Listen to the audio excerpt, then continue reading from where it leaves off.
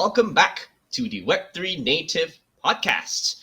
And as always, wow, we are embarking upon our cross-chain or multi-chain and interoperability series. And with that, it's so exciting to bring on Zaki Manian, co-founder of Sommelier, and of course, one of the most significant Cosmos contributors. Hello, Zaki. Hi, it's great to be here. All right. I think our audience is fairly new to the Cosmos ecosystem. So we're definitely going to go through some of the basics and then dive into some of the actual examples as well as the practical aspects of what builders should consider. But before we kind of go into all that, Zaki, we know that you've been working on so many projects and advising so many more. Just to start off on a more human note, right? What kind of keeps you going? What drives you to do all these things and staying up all night working on these different projects before you even record this podcast? Yeah, no. Why do I work so hard on all these projects? I do think that this is like a sort of once in a lifetime sort of, or once in maybe like 1,000 years opportunity to sort of reimagine the relationship between people and finance, to sort of try to make finance radically different from what it has been for like the last 1,000 years. And so you find yourself in this position of opportunity. You find this opportunity situation where there's a lot that needs to be built in a short period of time. I think I'm probably better at building it than like almost anyone else in the world. You know, there are exceptions. There are people like Vitalik who are fantastic, but like I think I'm really good. So I'm just like trying to like apply as much leverage as I can to like changing the status quo as hard as I can. All right. And we can certainly see the effort and, of course, the fruits of your efforts over the past like many years. Yeah. Starting with, of course, the beginning of Cosmos, right? So would love to hear from you this kind of personal context that you have from the beginning of Cosmos, the history, and how it has all evolved. So, you know, one of the things that I think is most challenging about the Cosmos ecosystem is you come into blockchain, you see all these projects that, you know, are from 2018, 2019, you know, very recently. Everybody like comes in, you get this context, you know, there's articles written about them, you kind of figure out what's going on. The Cosmos history is basically as old as Ethereum. Cosmos is a project that has existed just as long, and is very tortured, and there isn't really yet. Maybe that will change sometime in the near future, but there hasn't really ever been a written down history of sort of how Cosmos came to be. And it's a long story, but I'm gonna kind of talk about it from my perspective. So the beginning of Cosmos really starts with Jae Kwon, and the sort of altcoin boom of like 2014, 2013, right? Where you had all of these new proof of work cryptocurrencies sort of cropping up. Most of them are long forgotten, but like, you know, things like Dogecoin and Litecoin and stuff like that come from that era of the early Bitcoin forks. And really, this Jay's story is Jay went out and was like, I want to write like a multi-chain cryptocurrency exchange. Like that was what he thought what he wanted to do. And then he was like, well, we have all of these proof of work networks, and there are going to be double spend attacks against exchanges against them. And this like really upset him. Jay was like really upset with this. And so he gave up on this exchange project. He open sourced the code. It was called Fort Knox. He abandoned the whole thing. And he was like, I want to solve this problem, which is how do you have interactions with all these different chains without having to worry double spent miners. And this like led him down like this rabbit hole that made him really start to think a lot about like sort of combine like a bunch of different things that had existed. Like proof of stake had existed. I think it was called Peercoin, something like that. There were proof of stake coins that were out there, but like, you know, that idea already existed. There was also 30 years of research on consensus that had gone on in academia, minted hundreds, thousands of PhDs, but had no practical application. And there was Bitcoin, and Bitcoin was really cool.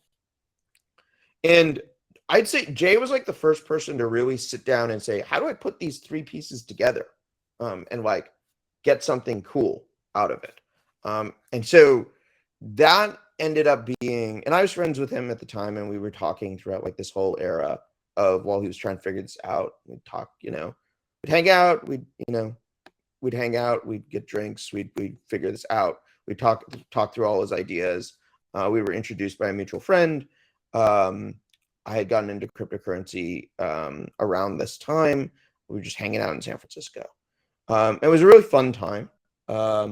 And like all of these ideas came together with Jay while having this thing called Tendermint, which was, proof of stake, accountability, slashing, all of these ideas sort of started to come together. And this is 2014. And so he was working on this project called Tendermint. And around that time in Palo Alto, sort of in the Bay Area, Palo Alto area, there was like a whole like sort of meeting like group. There was an email list called the Crypto Economic Research Forum. There was we would get together on weekends in office parks in the Bay Area and hacker spaces and talk about this sort of these ideas around proof of stake and next generation blockchains and all of this future that we would imagine.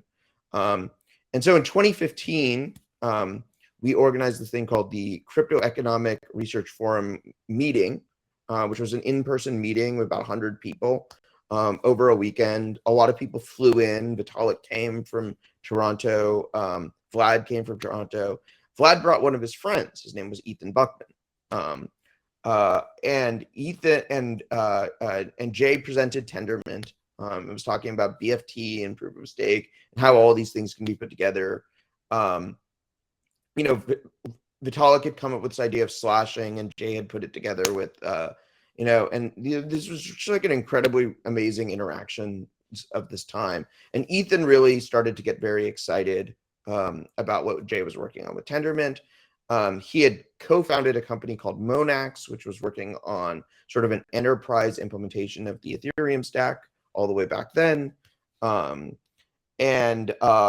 he convinced, Monax started building their EVM on top of Tendermint, and Ethan was working with Jay on this. And then eventually Jay and Ethan started, and this guy named Dustin decided to form a company around Tendermint, and Ethan left Monax to work on it. And that's sort of like, key moments in the history of Cosmos. But then they spent, 2015 trying to find users for Tendermint, and they weren't really that successful. So then in 2016, they came to me with a bunch of ideas about how to do a public network based on Tendermint, or a permissionless network based on Tendermint. And they went through a bunch of different ideas. One of the ideas that's very close to my heart is this idea called Supertanker, which is basically Celestia. But like I pointed out that they didn't have a solution to the data availability problem. And we wouldn't have a solution until 2017 when Mustafa started working on data availability sampling. But I had this idea, which is taking Jay. So like Jay had a lot of really cool ideas. He had Tendermint. He had the idea of having on-chain light clients and blockchain sending messages to each other. All of these ideas were back in 2014. And he was trying to figure out how to put them all together. I had been reading online. I didn't know them at the time. The Agoric guys' work from the 90s. I was like, there's all this work on like smart contracts from before the cryptocurrency era. Is any of this applicable to what we're doing now? And so I really had this idea. Also, at the time, I was like really frustrated. I would hang out with Vitalik, work on sharded Ethereum at the time, and like all of this stuff was just like way too complicated. I've talked to Dominic about Dfinity. It was also like really like a lot of annoying complexity. I was like, how can we make this simpler? And so I had this idea of combining Tendermint with the Agoric ideas around what, object capabilities and interacting mutually suspicious computers. And I'm like, we can put these ideas together and we make a thing. And so Ethan took that, wrote the white paper, took like, we talked out those ideas. Ethan went out, wrote the white paper. I put, the initial 50K in to get this whole project started. And that was Cosmos. That was Cosmos's birth story. And so eventually there was a fundraiser in March or April, I think March of 2017, raised $16 million in Bitcoin and ETH. Then 2017, I was like still pretty involved. I was involved in the project. The organization started to grow. Jay and Ethan started to hire lots of other people. Trying to execute on this Cosmos vision. But there were lots of problems, lots of stress inside of the organization. It's not a smooth process, but like most of the things that were had raised a lot of money in 2017 were experiencing a lot of stress. So then 2018, I decided I was going to come full time onto Cosmos and like get Cosmos shipped. So I first started with this problem of no one really knew how to tell if the software you were building for this in this completely new thing that had never been done before, BFT, proof of stake. Nobody had the slightest idea how to tell if it worked and who was going to run the software when the network went live. None of these things existed. So my first thing was creating the first validator communities, convincing people like Bison Trails and Figment to start businesses.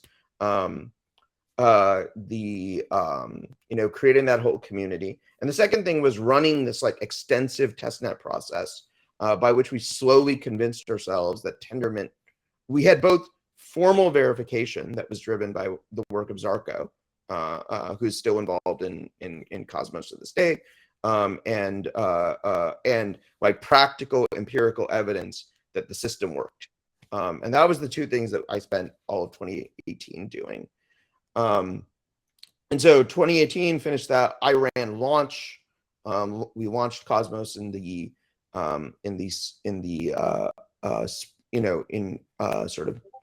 January of January, February, I think March of 2019. We launched Cosmos.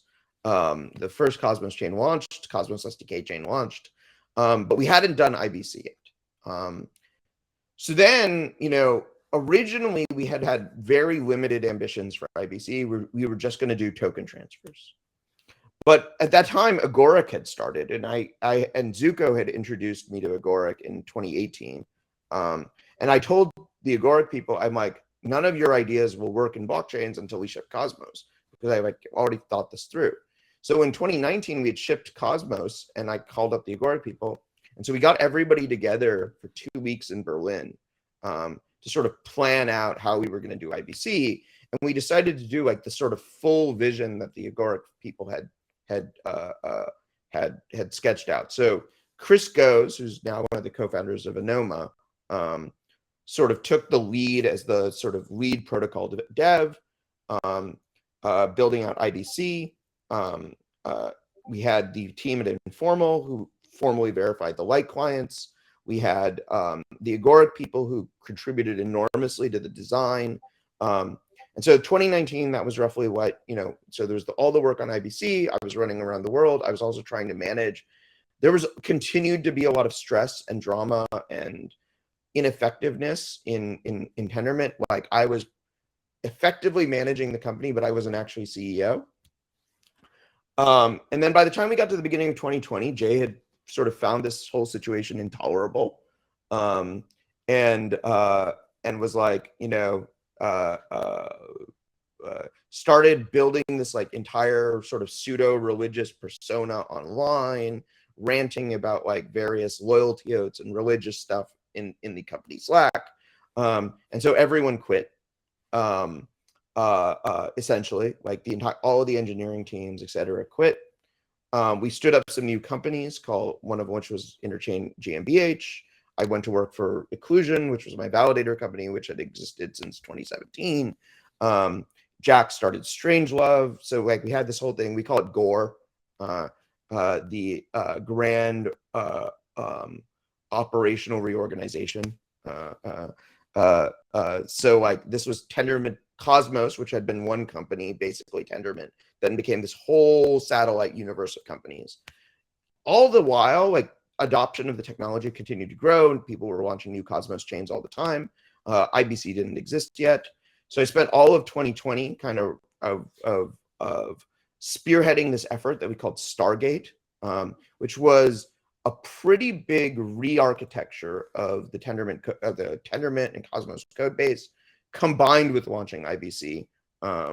It was sort of it ended up being that the way that IBC, we did this thing called Game of Zones in May of 2020, which was sort of a incentivized testnet inspired by Game of Stakes. And like I realized during that the way the code had been architected meant that like we had two things that were really big. One was a massive sort of refactor and big changes to the code base and IBC, and that you could not do them separately. You had to do them together, which was going to slow down IBC basically by a year, which was really unfortunate to realize, but knuckled down, did that, shipped IBC with lots of help. And then nothing happened for a long time because we shipped IBC in February of 2021, but nothing had happened. And then in June, Osmosis launched as the first sort of IBC-enabled DEX. And Osmosis was a huge success, a huge hit. Hundreds of thousands of people started to pour into the IBC, into the Cosmos community. All of the chains started to link up. You could get immediate access to liquidity. And now we have lots of new IBC applications and protocols coming out, not just token transfers, because we built on top of these sort of generalized ideas that the Agoric people had helped us create. So we have things like interchain security and interchain accounts, NFTs, like lots of other stuff that's in motion in the IBC ecosystem. This has been a long monologue, but yeah, me and Jay no longer speak to each other, and most of the Cosmos community continues to tear his ideas out of, like, a lot of his code out of our code out of Cosmos and Tendermint. Jay really resents this and is sort of creating like his own little fork of Cosmos called, that is basically Cosmos the J way. We'll see if anything comes of it. But the rest of us sit here and continue to ship code and build on the research that really started with Jay. And there's an enormous amount of work to do. There's an enormous amount of stuff that needs to be invented to be built on top. Like Tendermint needs to be improved. Cosmos SDK needs to be improved. We need to build lots of, we just have lots of stuff to do. And so there's a massive group of people, really hundreds of people who work on Cosmos every day across many different organizations. It's a lot of work to coordinate them, but that's what we do. Indeed. Chugging away and rushing ahead. And it's so interesting to hear all this rich tapestry of stories. And of course, I'm sure you've walked through some of the technical aspects very deeply before. But on the more human side of things, with the, say, drama or turbulence, with the different ideas and conflict, would you like to close out that story with some of the lessons that you've learned, right? Like, what would you have liked go different or done differently on people's side of things? I mean, all I would say, I mean, I miss Jay. I miss the Jay that I knew in 2014 and 2015. I don't think he really exists anymore. He was like the level of insight he had into like sort of the long-term architecture of sort of computing was really high. But like, that Jade hasn't really existed since late 2016, early 2017 kind of. And so I miss my friend. We all still love working together. I do think we've really succeeded in creating something very resilient. Like there really are only, Bitcoin and like there are like, where you have truly many organizations working across on like the core software, really the only two ecosystems in blockchain that are like that are Cosmos and Bitcoin, right? Everything else is just like there's some labs company and they make the core client and make the core software and frequently have a lot of business development. And I think it's really cool that like for better or worse that we didn't become that like we became this like weird decentralized thing. But it can be very frustrating. It can be very frustrating on a day-to-day basis. Sometimes I wish that like everyone would just listen to me. But perhaps it is better that like sometimes people listen to me and other times it's not. Yeah, I think that I we would there would be advantages to having everything centralized, one large budget, one large capital allocation scheme, lots of biz dev people. But Cosmos would be very different. And you get to see that path in many ways. Like, it's like that path looks like Polygon or Solana or, various other things. And so, part of blockchains is to be like a social organizational experiment, in addition to just being like a technology product. Oh, yeah. Yeah. And it is indeed fascinating that the culture and people and dynamics of Cosmos mirror the kind of underlying architecture concept, right? Of being like more sovereign, like, and separated, but still interacting with each other constantly. Yeah. I mean, like the way we intend the software to work is roughly the way we intend to work, which is we're just like continuously fighting in like signals and signal groups and Telegram groups and chat groups forever. Yes, and yet we're also here and contributing and building, and especially for yourself, Zaki. I do understand that your contributions to many projects, and in fact, co-founder of course, Sommelier itself, and of course, I think working on the validator side of things, right, with Iqlusion, yep, which is, I presume, still ongoing, and then the Agoric side of things. And also advising many other projects. So now as like a builder yourself and from a validator perspective and like from the perspective of so many of these other projects, like how does Cosmos look, right? Like I presume like you might have different considerations when you're working in these different modes. And also like, why did you actually decide to work on these particular aspects, right? Now that more or less you shipped what you wanted to ship, right? You could be working on any part of the stack or like any part of the organization or ecosystem. Yeah, well, I can work on anything, so I work on everything. Is kind of the typical way my day goes. But the let's sort of break this down. So started the validator business in 2017, because I felt like part of the things I wanted to change about the world was, one is I wanted proof of stake to replace proof of work. And validators were such a different business from mining, right? And like we didn't have this community of node operators.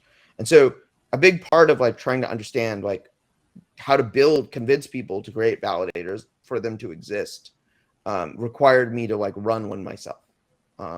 If I wasn't like, in the terminal running the software, understanding the architecture, understanding the constraints, I don't feel like I could have helped so many people start their validator businesses. Sommelier is very much a passion project for me. I have had this idea as a use case for the Tendermint and Cosmos stack of using it to enable sort of non-custodial active management of DeFi for many years, long before like really DeFi was a thing. I've been very excited for something like that to exist. The technical building blocks were in place, and so we went off to build it. The Agoric people, as I've mentioned, I've had a relationship with them since 2017, 2018. And really, Cosmos is all based on their ideas, and I think I'm really excited to help them succeed with bringing the full set of their smart contract system and economic ideas. There's like their ideas are so large, so enormous. They're really 40 years of work. So that's another big piece of what it is that I do. I make investments, I advise projects. There's just like a lot of context that lives in my head about how to build stuff in blockchains. for having been involved in it for so many years. And, I really enjoy, the other thing that is just really the greatest pleasure in life is just seeing all the people that you've mentored over the years just thriving. Sunny and Dave killing it with osmosis.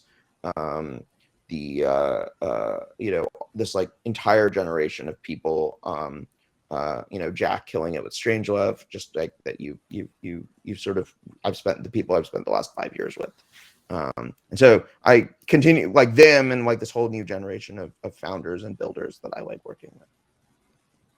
Awesome, indeed. And I think all of that effort is showing results, right? In terms of like these projects continuing to make progress, and at the same time, new builders coming in as well, right? Which were not necessarily part of the history. So, of course, I think one example that everybody has been talking about is the DYDX story. And in fact, I recall when we're having drinks that you kind of dropped us a little hint that like, hey, this is coming, and I guess that shows like your involvement behind the scenes as well. So, would you like to share some context of why this is happening kind of like right now, right? What are perhaps some trends like within Cosmos, and also like the driving factors within Web3 itself, like the macro Web3 factors that are now pushing projects to consider and actually take the step of coming into the ecosystem and building out their own chain and using IBZ?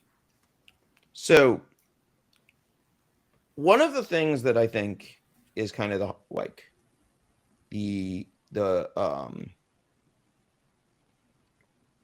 the biggest here's what I think of as kind of there's like many typical founder journeys through the Cosmos.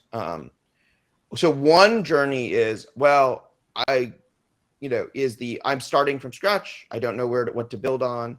The Cosmos stuff appeals to me. Frequently, it's people who have some distributed systems experience. They've been they have a lot of exposure to Go. They start to build a chain on their own. But building a chain on your own is a lot, right? In many ways you have. Now there are network effects over IBC, so the barrier has been reduced, but you still have to build validators. Back in the day before IBC, you had to get exchange listings, all of this stuff. So the one path that we're starting to see now start to happen is you have a team like DYDX that has built, this is what they're building on top of Cosmos is the fourth version of DYDX. They had two versions of DYDX on the Ethereum L1. They had one version on Starkware, and this is the fourth version, right? And so their experience, their understanding of what it is that they're trying to build, of what the moving pieces are, all of this stuff, has advanced over time.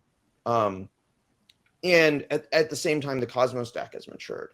And so, the Cosmos stack can be so many different things. Like you can be like, hey, I just like this IBC stuff. I don't want to launch my own chain.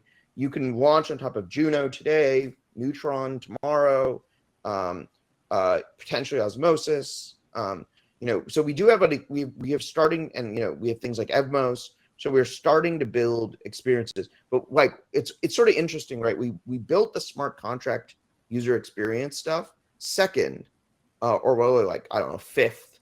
And we first build your own chain, bootstrap your own validator set, interop, bridging, all of that stuff. And then we did smart contracts, which sort of leads to a sort of interesting dynamic.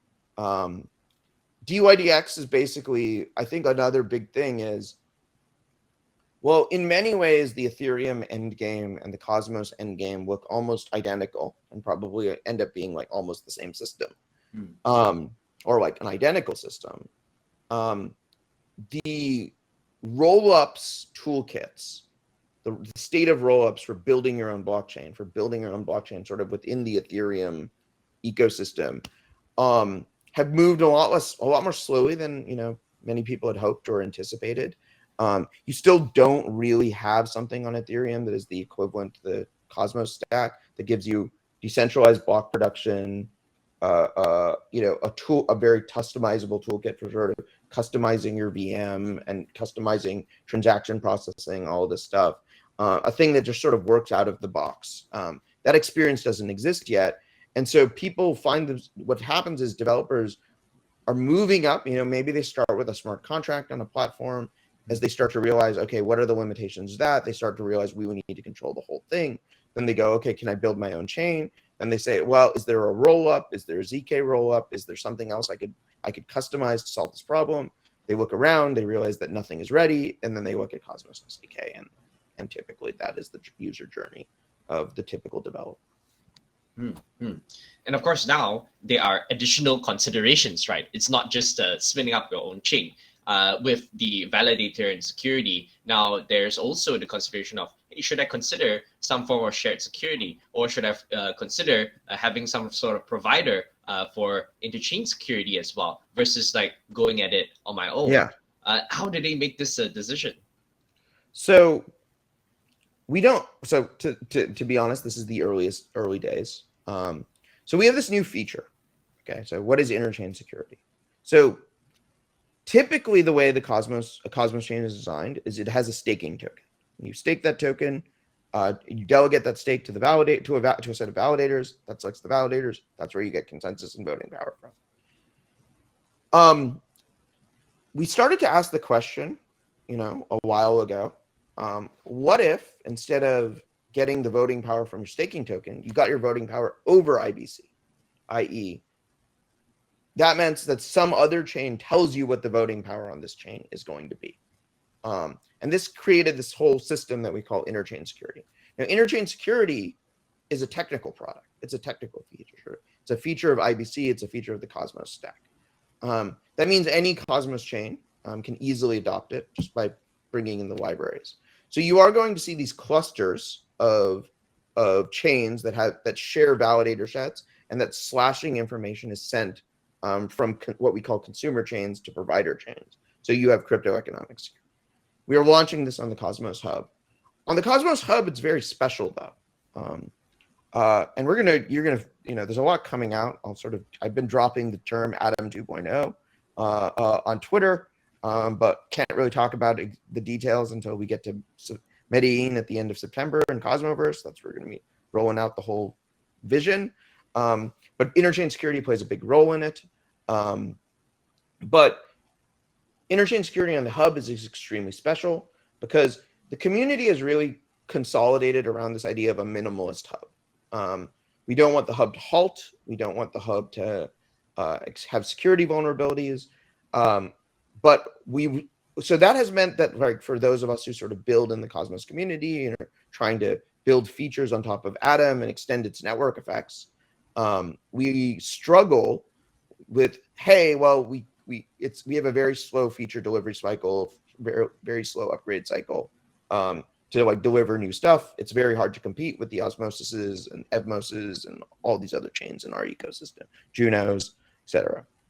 Interchain security really is a huge unlock for Atom holders because it gives us a way to build on top of Atom, to extend Atom's network effects, while keeping any problems that exist on consumer chains isolated. So a consumer chain can halt, Cosmos Hub keeps going. A consumer chain can experience a security vulnerability. In most cases, it won't affect the Cosmos Hub. So this kind of isolation is like a huge unlock for the power of Atom in the ecosystem. Right, and of course, it does reduce some level of complexity, but takes on some of the additional, say, considerations or risks, right, of like relying on a hub or another chain for that.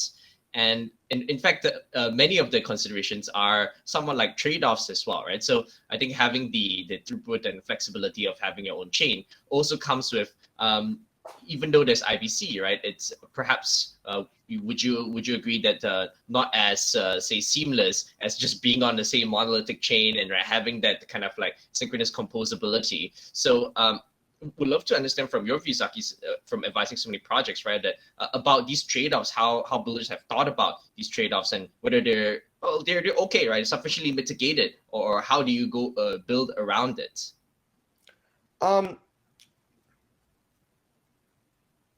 I think one of the things that people realize eventually is that the synchronous composability story really has its limitations.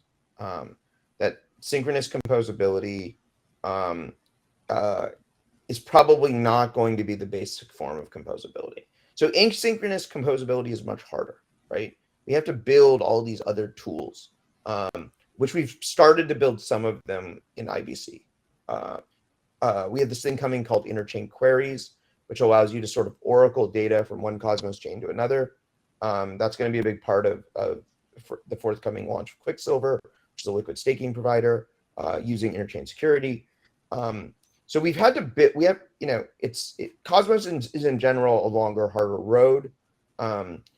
DeFi on Cosmos has taken longer because we have to build within these constraints of not just the fundamental limits of asynchronous composability, but all the infrastructure of composing between chains has to get built out. And so we spend, it has been a longer, slower grind to build out DeFi in this ecosystem. But one of the things that is cool about it is how scalable it all is. That, you can build, the DY, there's no reason why the DYDX V4 architecture cannot provide the same user experience as FTX. There's no reason why, the potential for, things like osmosis to rival a Coinbase. Like you get this really sustainable, extensible architecture where you have the system, and then we can continue to improve the monolith. We can, like, Tendermint has lots of room for improvement. Cosmos SDK has lots of room for improvement. But like, you're starting at this very sustainable, incredibly capable place and then growing from there, rather than starting in a synchronous place and then running into the limits and then realizing you have to take on all of that. So in a way, there's almost a need, or there should be some level of influence for builders to start thinking about this question and problem earlier in the process, right? So we just had an interview with Sergey from Acala last week, which the content is also up on the same channel. And one of the pieces of advice that Sergey wanted to share, or at least guidance or recommendation, is that we should start thinking about what does it mean to go multi-chain or go cross-chain earlier in the building process, right? And that means that preparing for this asynchronous composability from the get-go, so that we're not kind of like just locked in this monolithic thing, and now we have to make some sort of trade-offs if you're not as standalone as what DYDX is. Would you echo the same recommendations, and what additional pieces of advice would you give to the newer builders? The other piece that I would say is, it's probably worth considering earlier in the process what would happen if you could control the entire system. If you could control the economics, the fee payments, the rules for prioritizing transactions, all of these things, it is worth exploring whether or not the best trade-offs are, I'm going to build on an existing I'm going to build on a non-customizable platform, right? That's what I kind of think about it is like, the difference is, because we have synchronous composability now on Cosmos. We have Evmos, we have Cosmwasm. There's more is going to come. Like, we have synchronous composability, and those ecosystems are growing.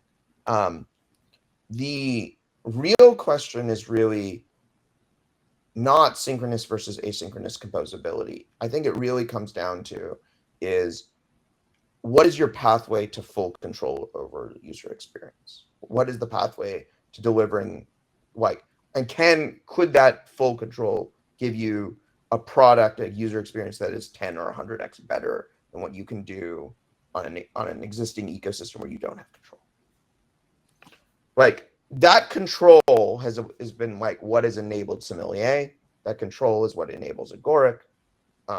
With Sommelier, we are able to again have a chain and a whole stack of how we interop with Ethereum, everything that is completely customized to the requirements of active DeFi strategy management.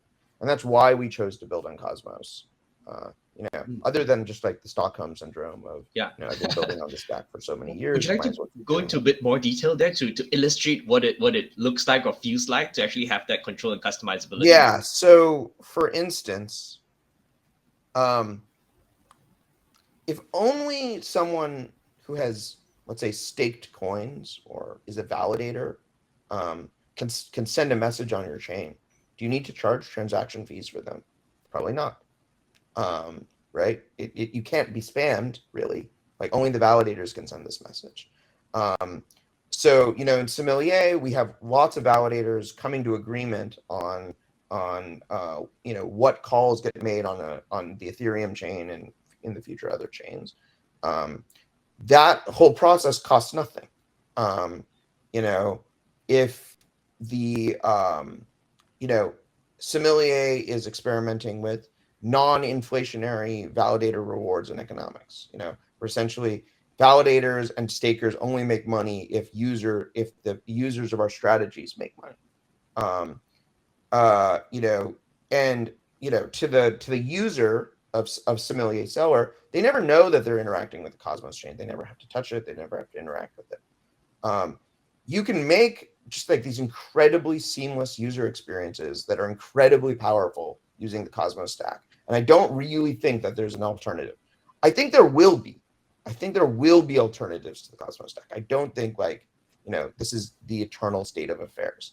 I think that, things like Optimism and many of the ZK rollups will enable doing many of the things that we do today with the Cosmos stack in a variety of different places. But I don't know how far away that is. And of course, in the meantime, the Cosmos ecosystem continues to forge ahead, right? While the other kind of, alternatives or possibilities are trying to get to where we are today. So would you like to share, now more forward looking then? What else is there to look forward to? Of course, with the Atom 2.0 and some of the features that we've been talking about, those are incredibly exciting. From an infrastructure point of view, or from a developer tooling point of view, what are still some remaining gaps that you would like to see improved or addressed? So data indexing in Cosmos is a huge problem. Just like on Ethereum, the joke I make is for the last 5 years, everyone has been asking, how can we have higher TPS? How can we have higher TPS? That's just writing to the database. No one said anything about reading from the database. So it's not my fault that all of this is terrible. But there is there is a lot that's happening there, without a doubt. You see new startups getting starting to new protocols, new startups, and generally running nodes, all of that stuff. I'm still very interested in so we have this thing called ABCI++, which is this huge expansion to sort of how Tendermint can be customized. It allows things all kinds of new things can be enabled by ABCI++. You could require the validators agree that data is available on another chain before creating a block. So if you wanted to, for instance, use this to decentralize Optimism, ABCI++ would allow you to do that. It allows you to build in MEV mitigations like encrypted mempools. It's going to enable the sort of in the order matching process at DYDX. All of these things are going to be rocketed forward by ABCI++. If you wanted to build Sommelier again today, you could, there'd be huge advantages to building it on top of ABCI++. A lot of exciting stuff happening with extending IBC to other chains. There are folks like Polymer and Composable Finance that are extending IBC now beyond the Cosmos SDK into lots of new environments, which is very exciting. So that continues to make me feel really excited. I'm excited for the Cosmos ecosystem, which DeFi in the Cosmos ecosystem has mostly meant DEXs for the last year. I think that we are going to start seeing a shift to lending protocols, stablecoins, all of those pieces in the near future. Right. A lot to look forward to, and we have covered also a lot in this time. Zaki, is there anything else that you'd like to share? Maybe a little call to action, some shout out to wrap it up, or some personal piece of advice? I mean, I think, yeah, I mean, we just finished the Nebular Summit in Paris, which was an entire day of talks and everything. Probably more alpha uh, uh, in the Nebular Summit than like I've seen at a Cosmos event in a long time. Really encourage people to go out and watch the Nebular Summit videos. I'm here in Korea. We're doing Hack Atom and Biddle, so we've got a lot of Cosmos stuff coming here. And then it's kind of not, we'll be at mainnet, we'll be at some other events, but the big thing is Cosmoverse in September, which is, as far as I know, sold out. But it's going to be the biggest Cosmos event ever, and a lot to look forward to. Right. Thank you so much. And of course, to everyone, see you at Cosmoverse or in the Cosmos ecosystem and the IBC stack. All right. Thank you, everyone. See you next time. All right.